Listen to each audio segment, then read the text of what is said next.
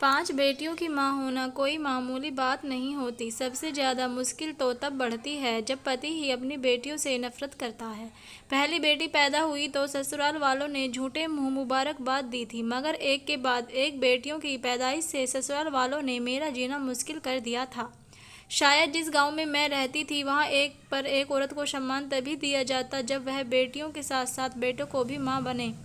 जब मेरे यहाँ चौथी बेटी का जन्म हुआ तो मेरे पति ने उस बेटी को देखना भी गवारा नहीं समझा और सास मुझे अस्पताल में अकेला छोड़कर वापस घर आ गई। जब तबीयत कुछ ठीक हुई तो अपनी फूल जैसी बेटी को लेकर मैं खुद ही घर की तरफ बढ़ी। जब मैं अस्पताल से बाहर निकली तो एक गरीब बूढ़ी औरत बाहर बैठी थी जो मुझे देखकर खुश हुई और बच्ची को मांगने लगी। मैंने बच्ची को दिया तो कहने लगी, परेशान मत हो, एक दिन तुम्हारा पति तुम्हें जरूर मानेगा।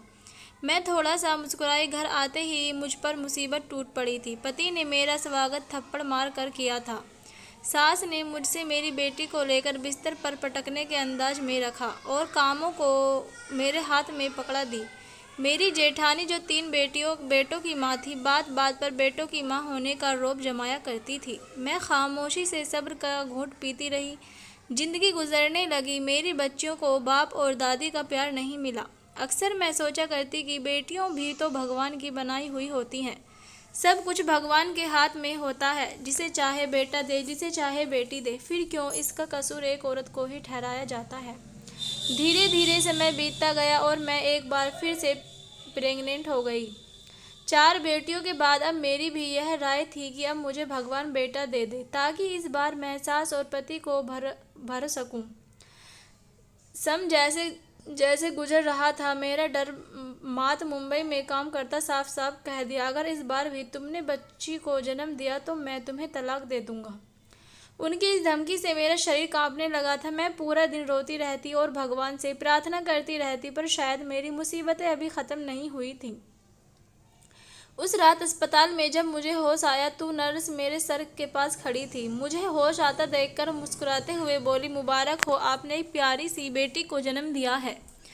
उसके ये शब्द मुझे सदमे में ले जा चुके थे। मेरी आंखों से आंसू बह रहे थे। एक बार फिर मैं और मेरी बेटी एक खतरनाक पाप की सजा भुगतने वाले थे।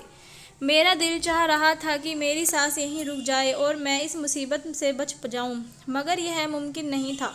वह नन्ही गुड़िया रो रही थी और मैं उसे सीने से लगाकर रो रही थी। काश वह किसी और के यहाँ जन्म ले होती।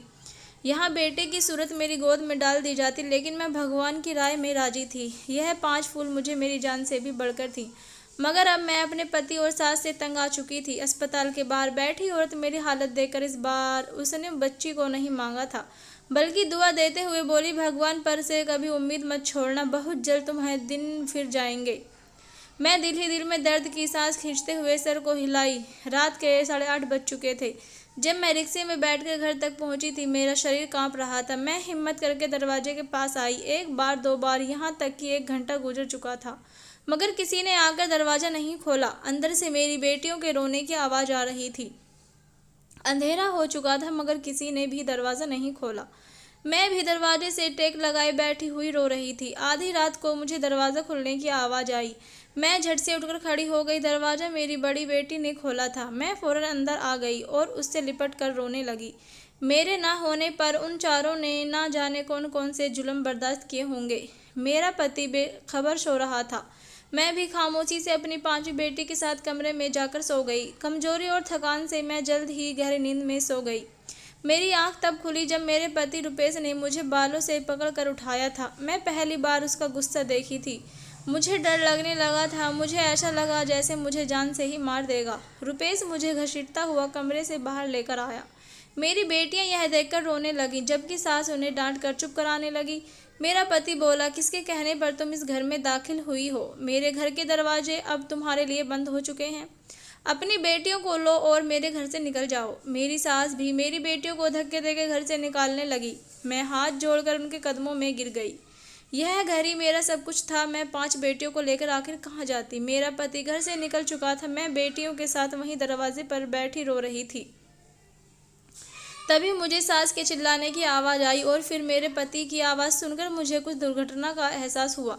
मेरी सास पाँव फिसलने से गिर चुकी थी और उनका सर किसी चीज से लगकर फट चुका था। मेरा पति हड़बड़ा कर रोता हुआ उन्हें डॉक्टर के पास ले जाने लगा, मगर कुछ देर बाद ही बहुत बुरी खबर मिली कि सास की सर की पर गहरी चोट लगने की वजह से उनकी मृत्यु हो चुकी है। भले ही मेरे पति ने मेरे और मेरी बेटियों के साथ अच्छा नहीं किया था, मगर उस वक्त उन्हें तकलीफ में देकर मैं उनका गम बांटने लगी। रिश्तेदार दूर दूर से हमारे यहाँ सास को देखने के लिए आ रहे थे, इसलिए पति ने मुझसे दोबारा घर से जाने की बात नहीं की थी। वक्त गुजरता गया और रुपेश का व्यवहार पहले से कुछ बेहतर होता गया। वह मुझसे ज़रूरत पड़ने पर बात कर लिया करते थे और अपनी बेटियों को तो एक नज़र देखना भी गवारा नहीं समझते थे। मैंने नोट किया था कि वह अब दूसरी औरतों से ज़्यादा दिलचस्पी लेने लगे हैं। मेरे सर पर अब एक और ख़तरा गिर चुका था, कहीं वह बेटे की चाह में दूसरी शादी ही न कर ले। मेरी बेचैनी दिन ब दिन बढ़ती चली जा रही थी और एक दिन ऐसा भी आया जब मेरा सोचना सही साबित हो गया। मेरा पति मेरे पास आया और संजीदा शब्दों में बोला, मम्मी के गुजरे 3 माह हो चुके हैं और अब मुझे वापस मुंबई भी जाना है। मैं मुंबई जाने से पहले दूसरी शादी करना चाहता हूँ, क्योंकि तुम तो बेटियां पैदा करने की मशीन बन चुकी हो। यह ख्वाहिश मेरी माँ भी दिल में समाये दुनिया से चली गई। पति का यह शब्द मेरा खून खौला दिया था। पहले की मुसीबतें कम थीं क्या, और जो अब मेरे सर पर शौतन भी लाना चाहते थे। मैं उन्हें समझने लगी, मगर वो उल्टा सोच रखने वाले इंसान मेरी बात कहाँ सुनते। उस रात मैं बहुत रोई। मुझे मेरी ज़िंदगी एक बोझ लगने लगी थी। दिल चाह रहा था कि खुद को इस दुनिया से आज़ाद कर दूं, मगर जब ख्याल अपनी बेटियों की आती तो फिर इस इरादे को भुला देती। सुबह हुई तो मेरा शरीर बुखार से तप रहा था। पहले तो पति ने ध्यान नहीं दिया, मगर जब मेरी तबीयत ज़्यादा बिगड़ने लगी तो मुझे डॉक्टर के पास ले गए। मुझे हैरानी तब हुई जब डॉक्टर ने कहा कि आप माँ बनने वाली हैं। उसके बाद यह सब मुझे कोई खुशी नहीं दे रही थी, बल्कि उल्टा मेरी मुसीबतें बढ़ी जा रही थी। मेरे पति को आज रात वापस मुंबई जाना था। जब उसने यह खबर सुनी तो खामोशी से मुझ घर ले आया। घर लाकर तेज आवाज़ में कहने लगा, अगर इस बार तुमने बेटा जन्म दिया तो ठीक है, वरना अगर बेटी हुई तो मार देना या जिंदा दफन कर देना, मगर इसे घर मत लाना।